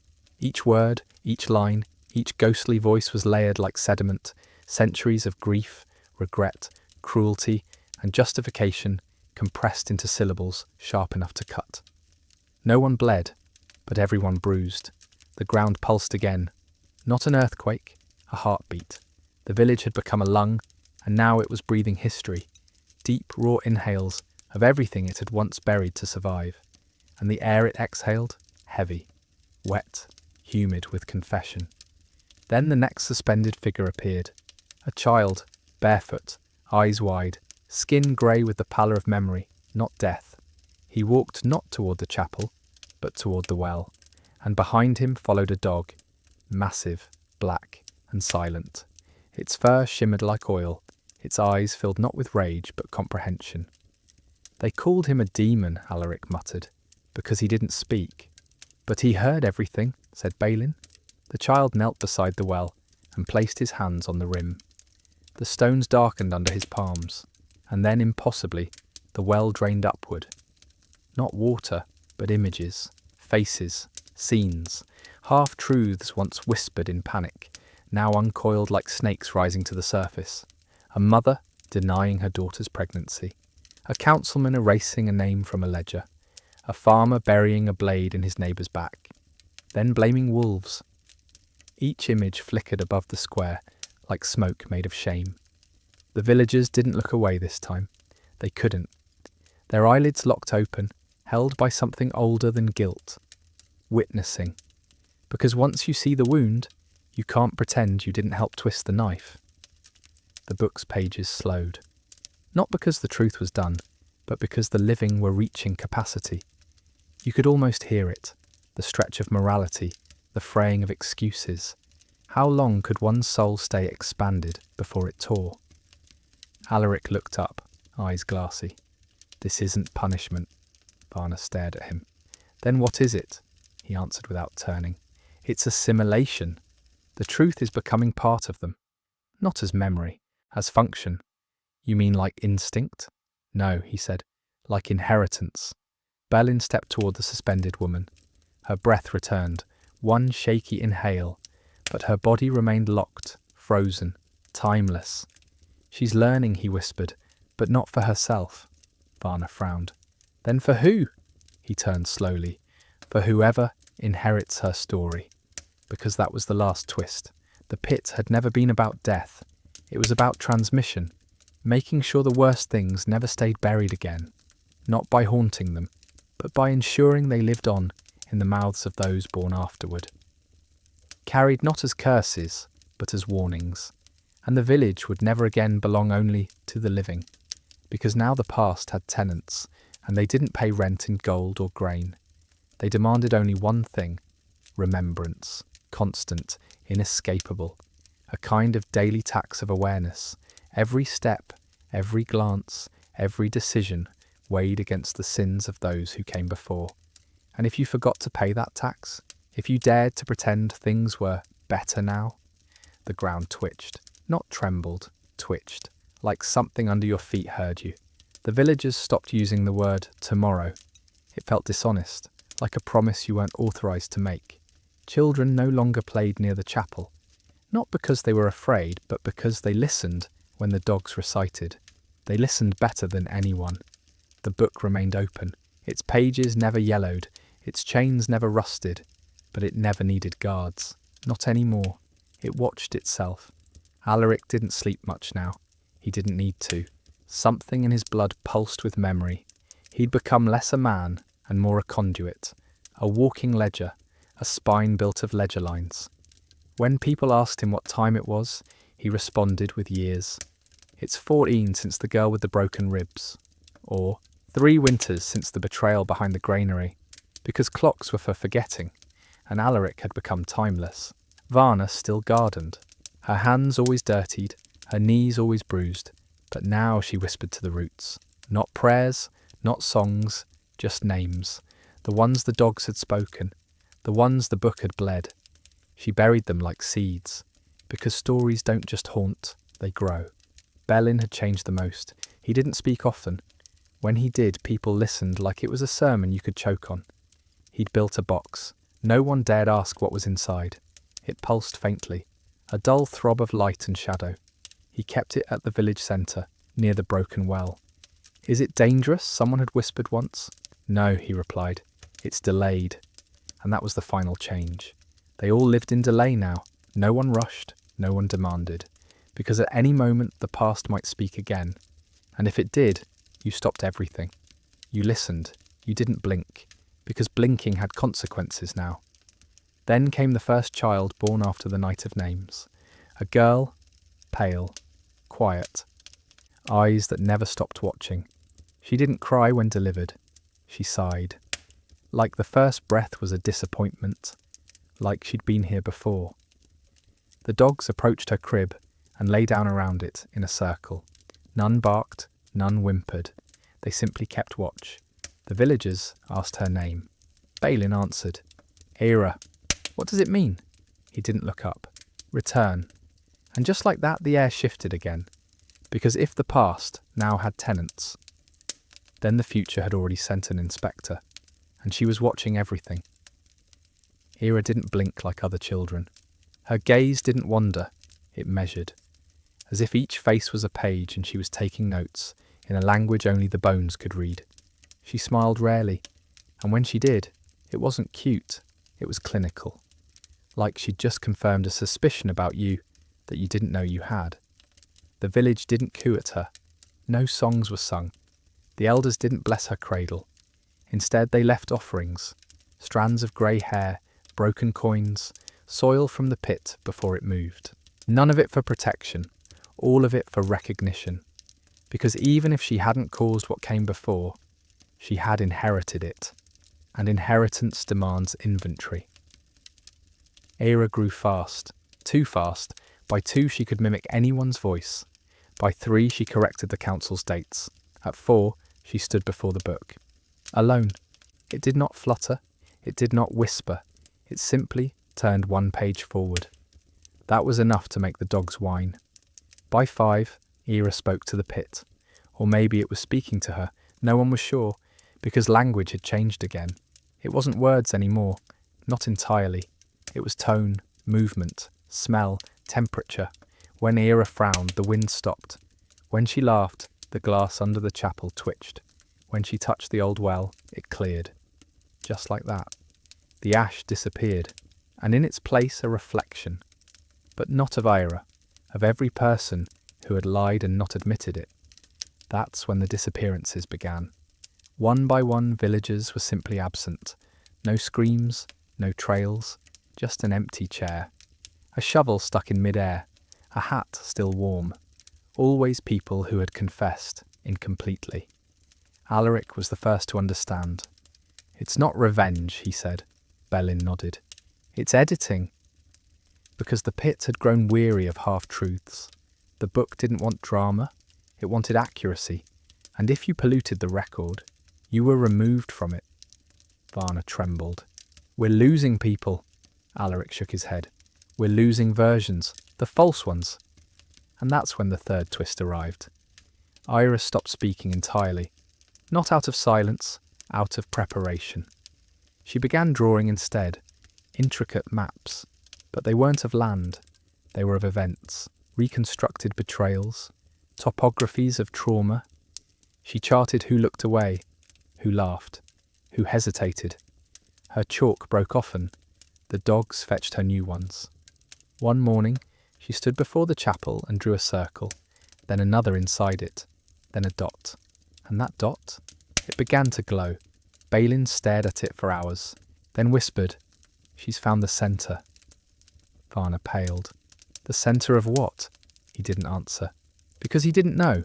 But Alaric did. He knelt beside the chalk and touched the glowing dot. And the dot pulsed. He gasped. It's not the centre of the pit, he said. It's the centre of us. The map wasn't showing where the stories ended. It was showing where they began. And Ira? She was guiding them backward, through every burial, every silence, every omission, until they reached the original crack, the first lie. Because the pit didn't want vengeance anymore. It wanted the source, and it had chosen a child to find it. By now, even the oldest trees in the village leaned toward her, not in the wind, against it. They bent unnaturally, branches creaking with the weight of their own memory. Ira's steps left no footprints, but wherever she walked, shadows deepened, like time pulled at her heels. She carried no torch, yet the darkness parted before her. She didn't knock on doors. She simply stood outside them, waited, and if the person inside had anything left unspoken, the door unlatched itself. No force, no fire, just the quiet realization. If you didn't open it, something else would. One by one, people let her in, and she never raised her voice. She only asked one question. What did you change to survive? The answers weren't always words. Some people wept and handed her old relics, a bloodied cloth, a coin with a face scratched off, a tooth in a jar. Others sat in silence, eyes fixed on a corner where no one stood. One woman confessed by drawing her own map in mud, a spiral made of names. Ira never judged. She only recorded, each time she'd return to the chapel, place her palm on the glowing dot and whisper, and each time the dot expanded. It wasn't chalk anymore. It was opening. Not metaphorically, physically. Beneath the stone something was unfurling, a spiral staircase downward, made of bone, root and rusted iron. It smelled of sweat-soaked linen and betrayal under the fingernails. Alaric called it the spiral archive. Balin called it the throat. Ira simply said, we're almost there. But Varna grew uneasy, because with every new step uncovered, the village above changed. The dogs no longer barked. The book no longer turned its pages. Even the air stilled, like the world was holding its breath, waiting. And then, on the 26th night, since the chalk began to glow, the spiral stopped expanding. Ira stood at its edge. She turned to Alaric. It's at the bottom. He nodded, face pale. The first lie? She shook her head. No, she pointed. The thing the first lie was protecting. Varna stepped forward, trembling. What do we do? Ira looked at her for the first time in days, not through her, but at her. You choose. The staircase had no railings, no light, no promise of return. Just descent. One by one they chose. Alaric first, then Varna, then Balin, then others, not all. Some stayed behind, guarding a village that now felt more like a question than a home. Ira descended last, barefoot, and the spiral recognised her. The bones did not creak, the iron did not groan. The roots parted gently, as if whispering, welcome back. And then the light above sealed. Not violently, like a lid.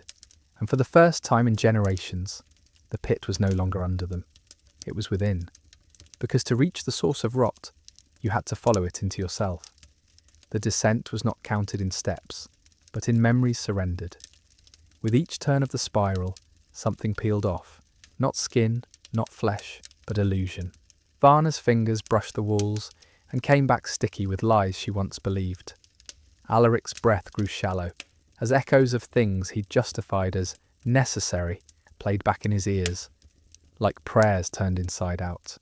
And Balin? He walked behind them all, palms open, collecting the fragments they shed. His hands burned, but he did not stop.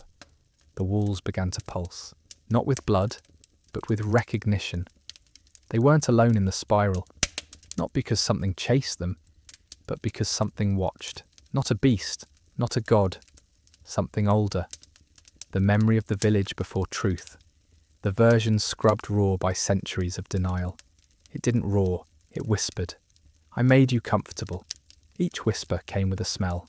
Wet wool, rusted tools, perfume over sweat, the scent of things covered up. Era walked at the front, always silent, always calm. But as they reached what felt like the bottom, or at least the lowest point the soul could stand, she stopped. In front of her stood a door, but not made of wood or stone. It was made of names, every person the village had ever erased, twisted, silenced, each name written in thread, some fraying, others thick with spite. The door shimmered, not with magic, but with grief. Alaric stepped forward and reached for the latch. Ira stopped him. "Only the lie can open it," he blinked. "What lie?" She pointed at his chest. "The one you still carry." His knees buckled, because he knew, and he had hoped, naively, desperately, that it had died with the last confession. But rot doesn't die. It sleeps. Alaric whispered the words, not loud, not dramatic, just a few syllables strung like thorns. "I said she was mad. She wasn't." The door sighed, and then it opened. Inside, no light, no throne, no relic, just a room. Simple, small, like a cell, like a nursery.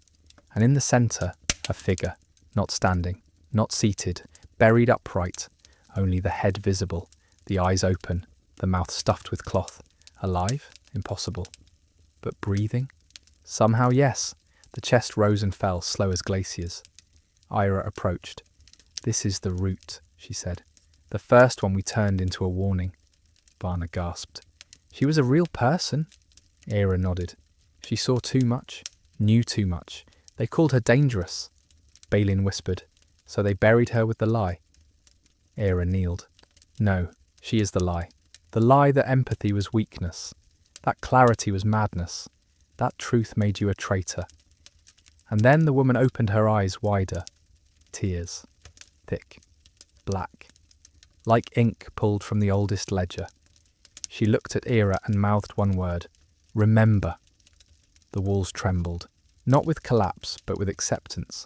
Because now, for the first time in generations, the village knew what it had buried. Not just guilt, not just stories.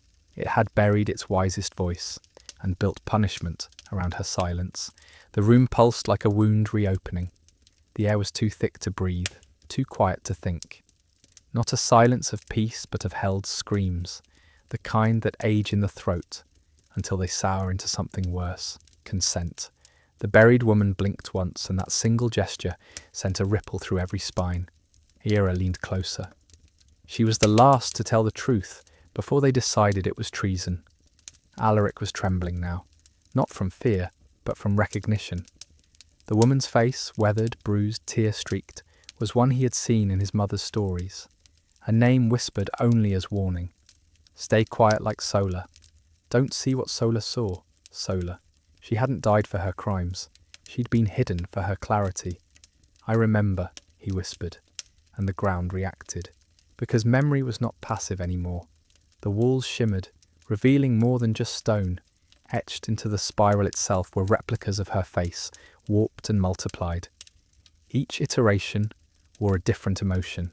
Rage, shame, serenity, horror. Each marked a version of her story that had been distorted over time, made grotesque to justify her erasure. Varna wept. "She warned them, didn't she?" Ira nodded. "She said the betrayal was coming, not just from outside, but from inside. The village, the friends, the family." "And they called her the traitor," Balin muttered, face pale. They turned to Ira, waiting for a plan. But she didn't move. Instead, she stepped into the room, into the circle of bone and soil that held Sola's half-buried body, and reached for the cloth stuffed in the woman's mouth. "No," Varna gasped. "If you remove that—" But the cloth came free. No shriek, no curse, just breath. Sola exhaled for the first time in generations, and it shattered the spiral. Not physically, historically. Above them, in the village, names began to change. On gravestones, walls, birth records. Words flickered, titles reversed, stories unravelled. Those once known as heroes became shadows. Those labelled mad were rewritten as prophets.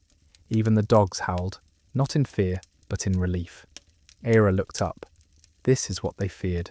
Her voice, because it wasn't prophecy, it was memory, clear, untouched, inconvenient. Alaric collapsed to his knees. We didn't kill the truth, we buried it until it couldn't be recognized. And just when it couldn't get more absurd, Sola began to rise. Not climb, not levitate, grow. Her spine cracked like old wood. Her limbs unfolded like a blooming tree. The earth unwrapped itself from her body, like a shroud returning to wind. Her skin was stained, her eyes impossibly old, but her presence, unmistakably, alive. She turned to Ira and spoke, not aloud, but in everyone's head. I never needed vengeance, a pause, only continuity. And with that, the final twist began. Because Sola had not waited for rescue. She had prepared for succession. Ira had not been chosen by fate. She'd been seeded, planted. Long before she was born, the story had rooted itself in the womb of memory, waiting for a vessel with ears not yet deafened by fear. And now the two stood face to face, the original voice, and its echo made flesh. Sola did not smile. She didn't weep, embrace, or collapse in gratitude. She only nodded, as though confirming something already known. The gesture was subtle, but it cracked something open, not in the room, but inside the villagers who'd followed Ira down the spiral. They felt it, the recoil of generations' worth of misnarrated pain straightening in their backs, like a spine long hunched under inherited guilt. Not redemption, not absolution, just alignment. You know what to do, Sola said. Ira didn't ask what. She walked past her, toward the far end of the chamber, where the earth trembled with a low guttural vibration. Something was trapped there. Not a person, not a god, a mechanism, a great ancient contraption, forged of silence, fear, and repetitive cruelty. Its gears spun slowly, grinding against old bones and stolen truths. This was the engine that had powered the village's punishments. Not logic, not justice, but the endless, circular momentum of unresolved shame. Ira placed her hand on it, and the chamber darkened, not with shadow, but with revelation. Visions spilled from the walls, every time the pit had been used, every scream and bite and tear. But instead of horror, each act now appeared twinned with the lie that allowed it. For every betrayal avenged, there was a friendship twisted. For every punishment dealt, a love denied. Ira whispered a single word. Stop, and the gears ground to stillness. Above, the village paused mid-motion. Farmers froze, axes mid-swing. Children halted, chalk still in air. The dogs lifted their heads in unison, as if a string had tugged at their spines. Because when the engine stopped, so did the performance. The rituals, the expectations, the storytelling of fear, all of it collapsed into a terrible stillness. But something darker was coming. Sola stepped forward, voice low but piercing. They will want to restart it. Everyone looked at her. She gestured upward. The comfortable, the ones who benefit from forgetting. They'll call it tradition, justice, heritage. They'll say the silence kept us safe. Balin swallowed hard. What do we do? Sola's eyes narrowed. You remember louder than they lie. And then she turned to the wall behind the machine. There, hidden behind vines of rusted regret and soot, was a final inscription. Not carved, etched by fire. It read, "This is where we chose silence. This is where we must choose otherwise." Sola placed her palm against it. The wall began to open, not into another room, but into the village above. A direct path, no spiral, no darkness, just a straight return. Era looked to the others. Anyone who walks this path must speak, always, no matter how much it costs. No more performance, no more inherited shame. Varna stepped forward. I'll speak, Belin followed. Me too, Alaric, trembling, nodded. I'll write until my fingers break. And one by one they moved toward the passage, leaving the spiral behind, leaving the engine behind. But not Sola. She stayed, rooted in the heart of the chamber, like a guardian of memory. Because not everyone can return.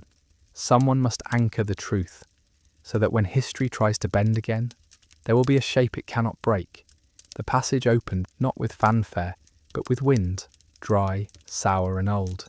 It carried the scent of ash and bruised violets, of kitchen soot and parchment burned too soon. As Ira emerged, blinking against the pale daylight, the village around her didn't cheer, didn't kneel, didn't even speak. They watched, because somewhere deep in their bones, something had shifted. The dogs moved first. They gathered at her feet, silent, forming a loose ring, like the one that had once surrounded her cradle. Only this time, it wasn't protection, it was witness. Alaric stepped into the square and opened the book. Not the old one with chains and ink, his book, filled with years of names and dates, half-truths, and safely phrased regrets. He took a blade, and without ceremony, sliced out every page he hadn't earned. They floated to the dirt like exhausted birds. Varna approached the chapel door, and with one hand pulled down the iron bell that had tolled for every sentence passed. She smashed it against the stone. The clang rang out like a gunshot in a monastery, and for the first time, no one winced. Balin lit a torch, not to burn, but to reveal. He moved through homes, corners, underfloor compartments. He found journals buried in fireplaces, dolls with mouths sewn shut, paintings reversed to face the wall. He placed each one in the centre square. And then Ira spoke, not loud, not grand, just clearly. She is still below. The villagers looked around confused. She chose to stay, Ira continued, so that none of us forget how easy it was to bury her. No one moved. Then a child stepped forward. Ira recognised her, the one who'd once drawn dogs with halos. She carried a stone and scratched a word into the chapel wall. Sola, a name finally visible, not to condemn, but to centre. The name spread, on fences, on doors, on lips. Sola, not a warning, a reckoning. By nightfall the village felt different. Not better, not healed, but stripped, of performance, of cowardice dressed as custom. The pit remained, but now it was called by a new word, reminder. And as the stars emerged, no brighter than before, but honest, Ira sat at the chapel steps. She held no book, no chalk, only memory, not hers, ours, and that's how the village survived. Not by forgetting, not by forgiving, but by remembering so clearly that even silence couldn't stand the noise. So if you ever find yourself in a place that smells too clean, where justice is always just and history never contradicts itself, ask who they buried and why their mouth was full of cloth.